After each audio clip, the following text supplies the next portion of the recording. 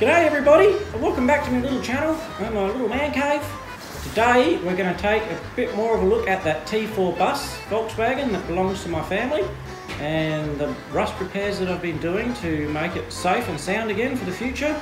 So today we'll look at the rear floor pan, how I replaced that, some of the cross members, and repaired some of the chassis rail sections that needed a little bit of loving.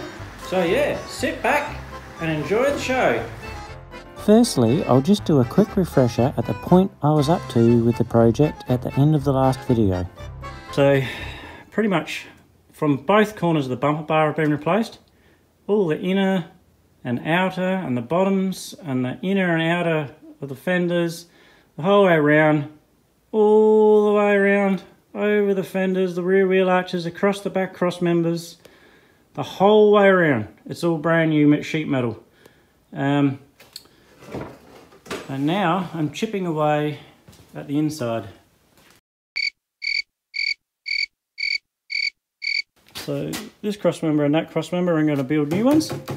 Plus there's a few holes here and there that need replacing.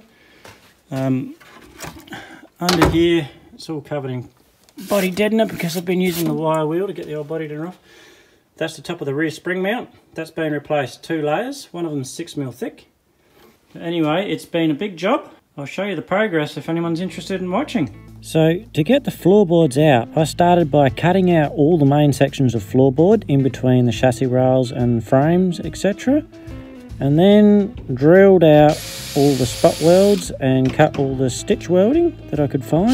And of course, this is a bit of a painstaking process with a rusty panel because you can't always see where the spot welds are because of the condition of the material. So I pick away at it with a crowbar or a chisel a bit until I find a bit that's stuck, and then you can usually tell where the spot weld is then after you manipulate it a bit more drilling and cutting and grinding, and eventually you get the floorboard out. It's just a bit of persistence. But remember, this is a how I do video, not a how to do video. So you guys do it however you feel best.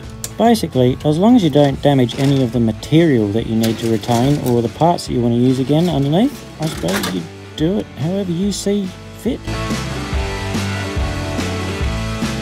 And like with most rust repairs, the deeper you delve into it, the more you find. And this job's no exception.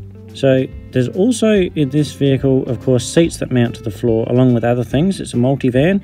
So these brackets all have to be removed and put back in the exact location, otherwise things don't clip into place. To get around this, I put marks on the vehicle and datum points to measure from, and then when it goes back together you can transfer all these marks back down and measure from your datum points, and everything is hopefully close enough. So now I have every last piece of the floor out, and I've just sat those 2 cross members that I made in position next to the old ones just to give you an idea. And there's those extra holes I found in the tops of the chassis rails where the old floor sat over the top. And there's the new plate welded in. So we've got patch on patch on patch on patch on both rear inner fenders or wheel arches. 2 new double skin rear spring mounts which goes under the back seat. So there's a 6mm plate under there that the spring sits on, and a 2mm plate on the top. Both of those are changed. 2 new handmade cross members to replace the rusty ones. A large section replaced on the top of this main cross member. A section out the top of that cross member, plus I've plated the 2 tops, which you'll see the reason behind my logic there once I start putting the floorboards in. This corner is a common spot for T4s behind the fuel neck filler. All the bottom corner of that's been replaced. Inner seals both sides, of course. And capped off the top of this inner seal to the outer skin, which the floor pan usually does, but because of the new style floor pan that's going in, which is a generic one, I've decided to box it in and then join the floor pan to that just for extra strength. So the longitudinal chassis rails are usually open on the top and capped using the corrugated floor sheet, but now I've boxed that in with a flat sheet to seal the top of the chassis rail better, and the new corrugated floor sheet will only lap over the edge, not across the complete top, to reduce the points where rust can start. So here's those new generic floor sheets that we ordered from a Volkswagen supplier. I think these ones were 1500 by 600 thereabouts. Of course, they come beautifully coated in powder coating, which you have to grind off to do any sort of welding to them. And I'm just laying them in here to work out the best way to cut and join them so that there's the least amount of overlay over the chassis rails and frame. So this was the design I come up with. There was a lot of cutting and shutting and joining of sheets, and of course squashing the corrugations down into a flat flange was quite painstaking. Every ridge had to be cut and welded and hammered flat and peened. But this was by far the best way to put the floor in and minimise the rust points, like I said. So as you can see, the floor's sitting in there now, and you can still see the tops of those longitudinal and some of the crossmember chassis rails that I boxed in. And the original floor, like I said, the corrugations ran over the top of these flanges, and there was points where stuff could get in and you can't really get in there to paint it or anything, so it was just going to rust again. Now just weld in the reinforcing plate for the underfloor heater.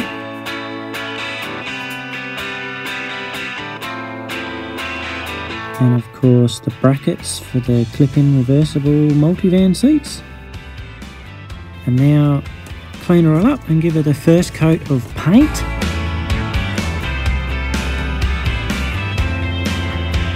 Followed by all the seam sealer on all the edges and joints and laps and seams. And then of course more coats of paint after that.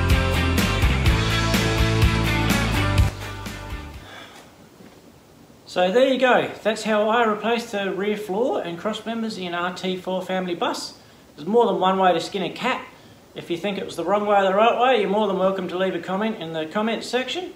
The next episode will be the final one, where I finish off the front fenders and then get everything ready for the paint shop, including painting underneath and all the preserving layers underneath. But right now, just before we go, I want to just show you something I've noticed with wiring looms in these Volkswagens and some other European vehicles too since I've been here. I'm noticing a bit of a trend with how looms are constructed here on some of these vehicles. So yeah, this is what I've found. Well, something different today.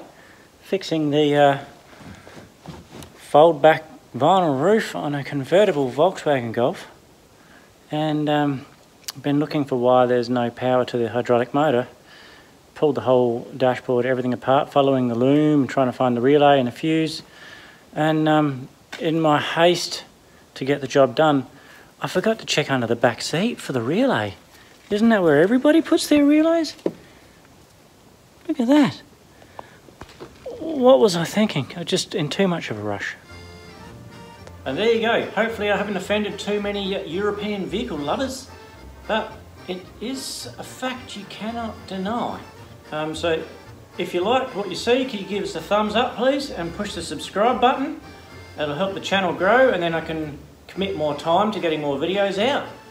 Anyway, thanks everybody for watching, and we'll see you again next time, eh? Cheers!